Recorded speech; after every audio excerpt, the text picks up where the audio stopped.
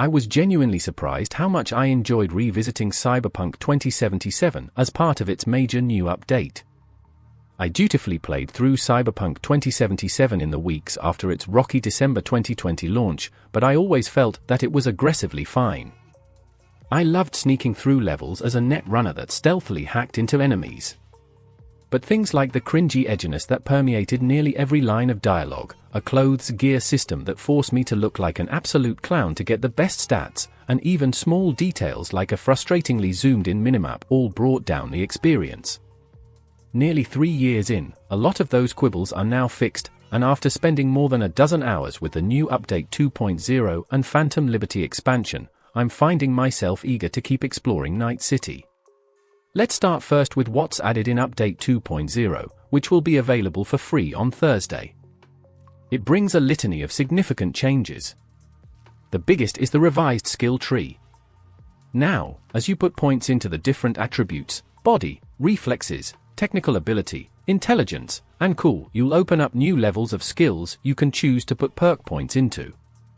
There are a bunch of new skills to choose from, and you can see each attribute's available skills on just one page. If you're continuing a Cyberpunk 2077 playthrough, you'll have a chance to redeploy all of your attribute points. Since you can redistribute all of your perk points whenever you want when you're not in combat, you'll have the flexibility to easily make a new build under the updated system. If you want to mess around with what's possible before jumping in, you can try out developer CD Projekt Red's in-browser build planner.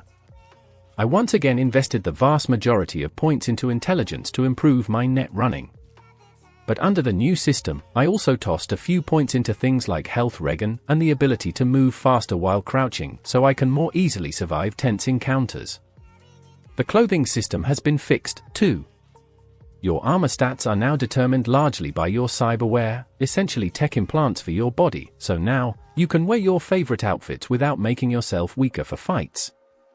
The change builds on CDPR's transmog system it added last year that lets you set up to 6 outfit combinations as part of your wardrobe that would show up regardless of what you had equipped.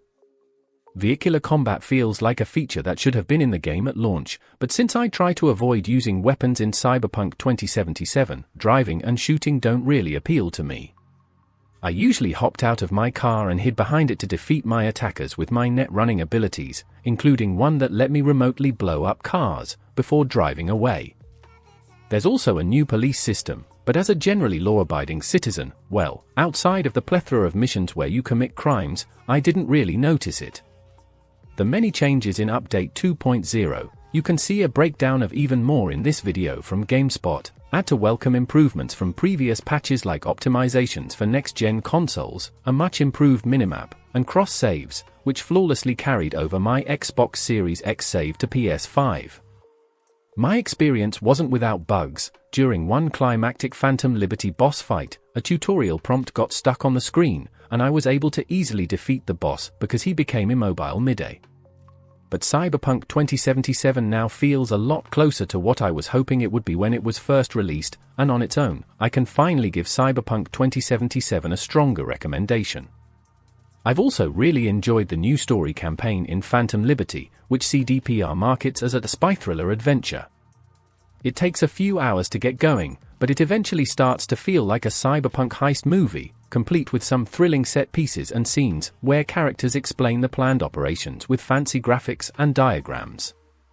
I've also been impressed by some genuinely surprising twists that have gotten me far more invested in the story than I anticipated. It's a meaty campaign. I'm still working through it even though I just made what felt like a story-concluding decision. A key player in the Phantom Liberty story is Solomon Reed, played by Idris Elba, and he's easily my favorite character in Cyberpunk 2077.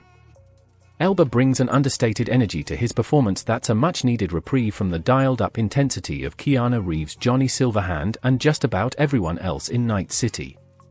You'll spend a lot of time with Reed throughout Phantom Liberty, but unlike pretty much every other character in the game, he hasn't gotten on my nerves. Phantom Liberty brings a lot of new things to see and do to Cyberpunk 2077, including new areas, quests, items, and perks, but at $29.99, it's a very pricey upgrade. If you've wanted to take a spin through Night City again, Update 2.0 is the perfect reason to do so.